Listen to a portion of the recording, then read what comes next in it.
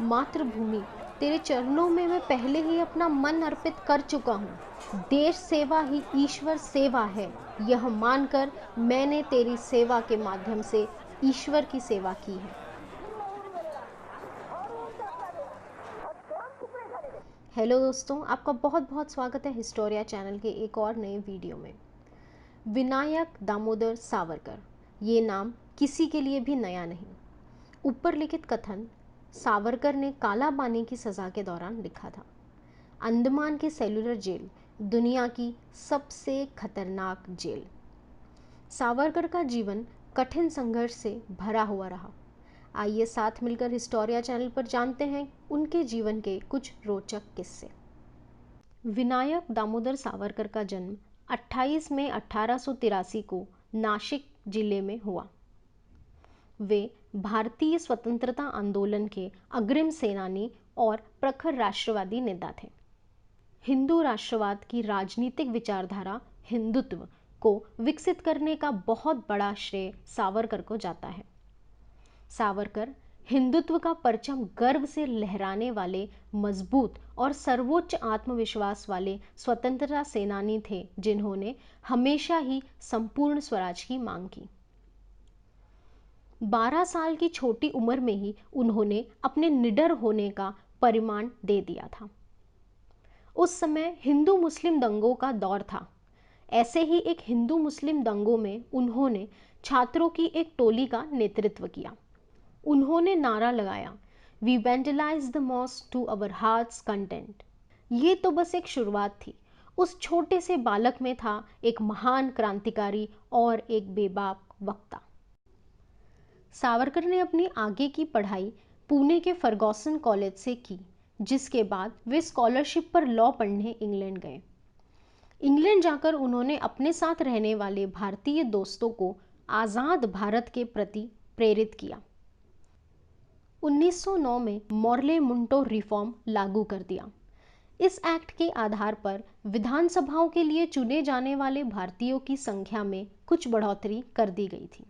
चुने जाने वाले भारतीय सरकार को सलाह तो दे सकते थे, पर पॉलिसी में बदलाव लाने की पावर उनके पास नहीं थी।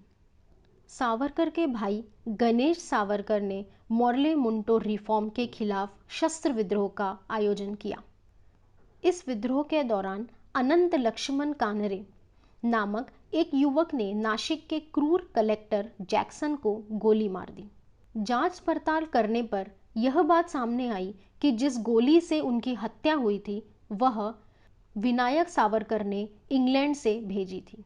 सावरकर की भागीदारी साबित न होने के बावजूद भी ब्रिटिश सरकार ने जैक्सन के खून के आरोप में सावरकर को गिरफ्तार करने का फरमान निकाला। बचने के लिए सावरकर पेरिस में मैडम कामा के पास जा पहुंचे, पर ब्रिटिश सरकार ने 13 मार्च 1910 को पेरिस में उन्हें गिरफ्तार कर लिया।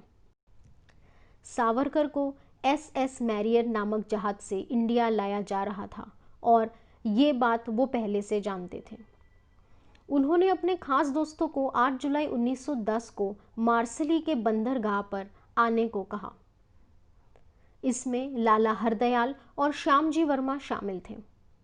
बाथरूम इस्तेमाल करने के बहाने उन्होंने बाथरूम की छोटी सी खिड़की से समुद्र में छलांग लगा दी। वे तट पर तैरकर पहुंच गए, जहां उन्हें उनके दोस्त मिलने वाले थे। पर इससे पहले कि लाला हरदयाल और श्यामजी वर्मा वहां पहुंचते, फ्रेंच पुलिस ने उन्हें पकड़ लिया। इस समय सावरकर महज 28 साल के थे और सजा के रूप में उन्हें 50 साल की जेल हुई।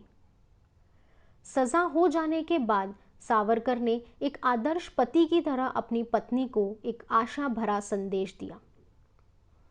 चिंता मत करो, भले ही आज हमारा परिवार दुख में है, पर आगे जाकर लाखों परिवारों में हम सुख देंगे। मुसीबतों का सामना करो और धैर्य रखो। काला पानी या अंडमान की सेलुलर जेल में उन्हें अनगिनत अमानवीय यातनाएं हुईं, फिर भी वे कभी हार नहीं माने।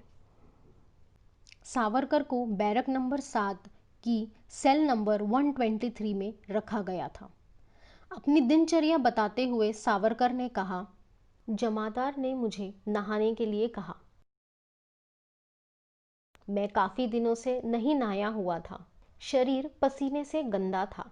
जैसे ही मैं नहाने के लिए गया, जमादार ने चिल्लाकर बोला, रुको, ये मत करो, ये काला पानी है। तुम मेरे आदेश पर ही झुकोगे, मेरे आदेश पर ही सिर्फ एक कटोरा पानी लोगे। जब मैं आदेश दूंगा तब उसी एक कटोरे पानी से तुम अपने शरीर को साफ करोगे। कुल मिलाकर नहाने के लिए तुम्हें सिर्फ 3 कटोरी पानी मिले। मैंने अपनी आदत अनुसार कुल्ला करने के लिए मुंह में पानी भरा। वह पानी बहुत ही। मैंने फिर सोचा कि अगर मैंने लंदन में टर्किश बाथ का आनंद लिया है तो मैं अंडमान में अंडमान बाथ का आनंद भी ले सकता हूँ। सारे राजनीतिक कैदियों को तेल निकालने की सजा दी जाती थी। सावरकर और उनके भाई, जो कि उस समय उसी जेल में थे, बताते हैं, राजनीतिक कैदियों को कोल्हू के बैल की तरह इस्तेमाल किया जाता था। उनके स्वास्थ्य की बिल्कुल भी चिंता नहीं की जाती थी। कैदियों को अपनी काल कोठरी में ही तेल निकालने का काम दिया जाता था। वे सिर्फ खाना खाने के लिए बाहर आ सकते थे। खाना खाने से पहले हाथ धोने की इजाज़त भी नहीं थी। एक दिन में सिर्फ 2 कटोरी पानी पीने को मिलता था। अगर किसी दिन कोई कैदी कम तेल निकाल कर देता था तो उसे लाठी से, लातों से और घूंसों से मारा जाता था। वहाँ जानवरों जैसा सलूक किया जाता था। यदि कोई कैदी अपनी सिर दर्द या पेट दर्द के बारे में बताता था तो उसे दवा देने की बजाय और मारा जाता था। पर हमें जो यातनाएं हुई उसका दर्द कोई नहीं नाप सकता था। ऐसी सख्त परिस्थिति में सावरकर ने 10 साल निकाले। 2 मई 1921 को सावरकर बंधुओं को काला पानी से रिहा कर दिया गया।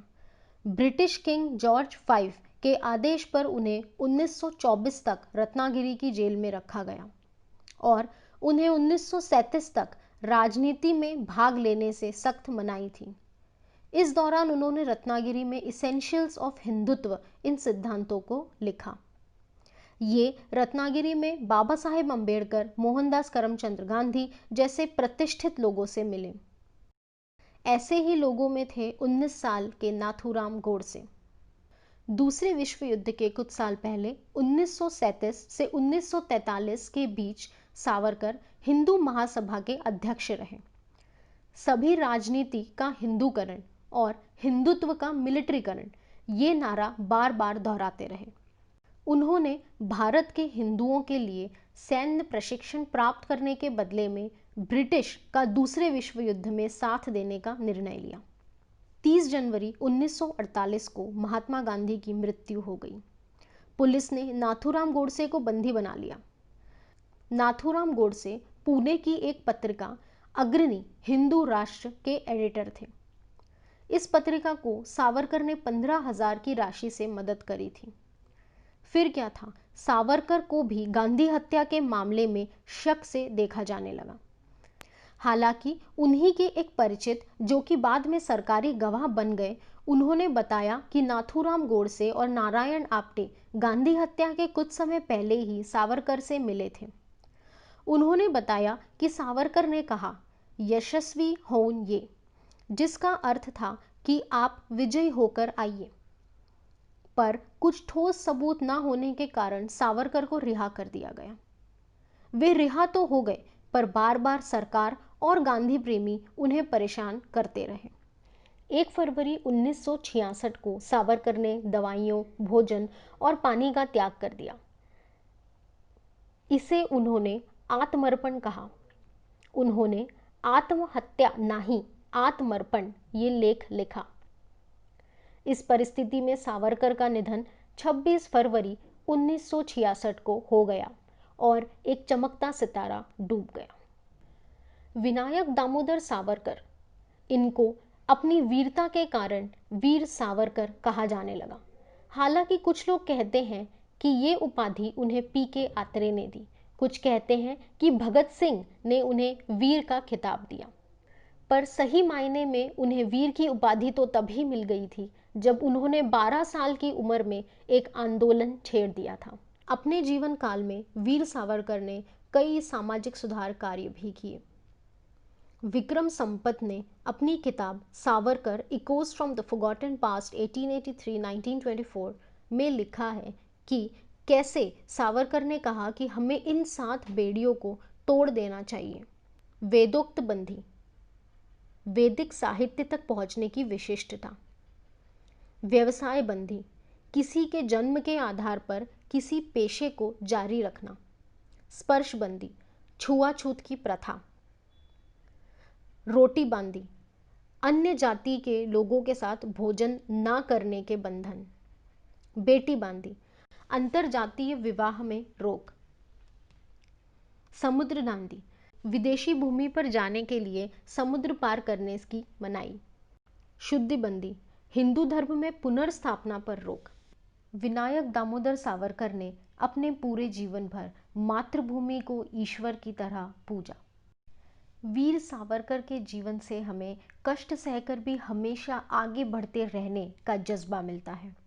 आशा करते हैं कि आपको हमारा ये वीडियो बहुत पसंद आया होगा, तो लाइक और सब्सक्राइब का बटन अभी दबा दीजिए ताकि आप हमारे आने वाले सारे वीडियोस को देख सकें और एंजॉय कर सकें। जाने से पहले आप इस वीडियो को अपने दोस्तों में, रिश्तेदारों में शेयर करना बिल्कुल ना भूलिएगा ताकि वीर सावरकर के बारे में सब लोग जान सकें। मिलते हैं अगले वीडियो में।